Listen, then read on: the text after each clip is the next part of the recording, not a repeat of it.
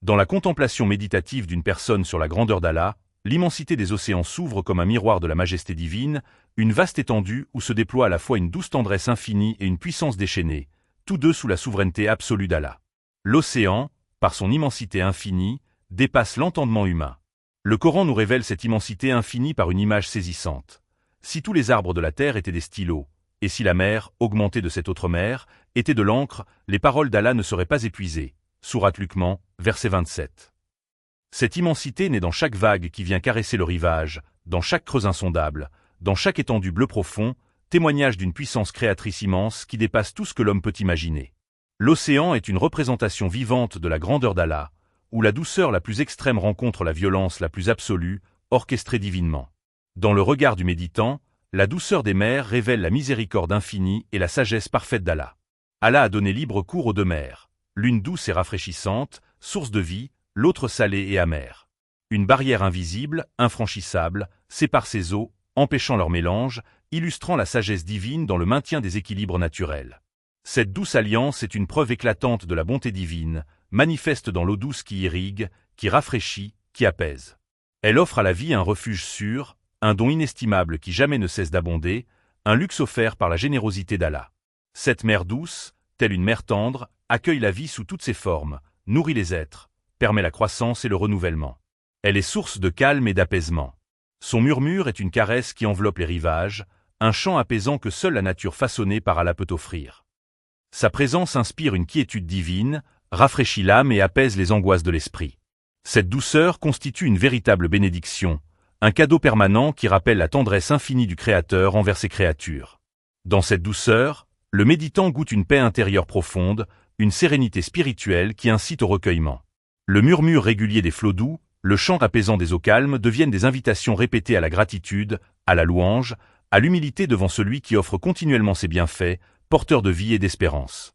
La douceur est une expression tangible de la miséricorde divine qui enveloppe le monde. En contraste saisissant, se révèle la violence des océans, manifestations extrêmes de la puissance d'Allah. Les raz-de-marée, les tsunamis, les tempêtes furieuses, les vagues titanesques qui se dressent et s'écrasent avec fracas, tout cela témoigne de la toute-puissance divine à gouverner les forces de la nature. Ces forces déchaînées, parfois destructrices, soulèvent des murs d'eau démesurés, emportant tout sur leur passage avec une énergie phénoménale. La hauteur vertigineuse des tsunamis, parfois plusieurs centaines de mètres, la vitesse folle à laquelle ils avancent, des centaines de kilomètres par heure, portent une force implacable, capable d'arracher les arbres, de démolir les constructions solides et de balayer des terres entières. Leur onde de choc, qui traverse toute la profondeur de l'océan, représente une démonstration écrasante que la nature elle-même plie devant la volonté d'Allah. Les raz-de-marée, soulèvements soudains et massifs des eaux, et les tsunamis, vagues gigantesques nées des grands tremblements sous-marins ou éruptions volcaniques, incarnent une violence qui dépasse toute imagination. Avec une force mécanique capable de raser des villes, d'engloutir des populations et de transformer des paysages, ces phénomènes sont à la fois terrifiants et révélateurs. Et pourtant, même dans cette puissance dévastatrice, ces eaux violentes et déchaînées tremblent au souvenir d'Allah d'une manière inimaginable.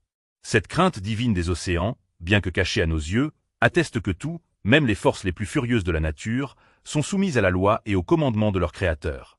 Rien n'échappe à sa domination, ni la douceur la plus délicate ni la violence la plus déchaînée ne peuvent exister hors de sa volonté. Le rugissement des vagues, l'énergie brute des tempêtes évoquent la colère divine, une puissance à la fois terrifiante et sublime, mais toujours contenue dans un assujettissement profond à celui qui détient toute chose. Le raz-de-marée qui emporte tout sur son passage, la force implacable d'un tsunami qui surgit des profondeurs de la mer, sont autant de rappels que même les phénomènes les plus redoutables restent contrôlés par la volonté d'Allah. Cette violence mise au service du pouvoir divin appelle à la crainte révérencieuse, à une soumission pleine de respect, à la conscience aiguë de la petitesse humaine face à la grandeur infinie du Créateur. Le chaos apparent masque un ordre sublime que seul l'œil éclairé par la foi peut discerner. Dans cette contemplation, la violence des mers devient une leçon pour le méditant. Tout, même ce qui semble incontrôlable, se plie à la sagesse d'Allah. Cette puissance extrême inspire aussi la patience et la résilience, rappelant que derrière l'épreuve se cache la main bienveillante du sage. La tempête n'est jamais déconnectée de la mer calme, mais en est une expression complémentaire qui magnifie le dessein divin. Ainsi, la méditation sur cette dualité, douceur infinie et furie déchaînée, élève l'âme vers une conscience spirituelle intense. Chaque onde qui vient caresser la plage, chaque vague majestueuse qui grandit avant de s'abattre, chaque raz-de-marée ou tsunami, parle d'une beauté redoutable et d'une sagesse insondable. Cette parfaite harmonie entre paix et tumulte, vie et épreuve, sous la commande d'Allah, invite à la reconnaissance sans fin. Le méditant, immergé dans ce spectacle merveilleux, pénètre au cœur de la grandeur d'Allah, où la douceur extrême insuffle la vie et le repos, tandis que le déchaînement sublime rappelle la toute-puissance de celui qui tient l'univers entre ses mains.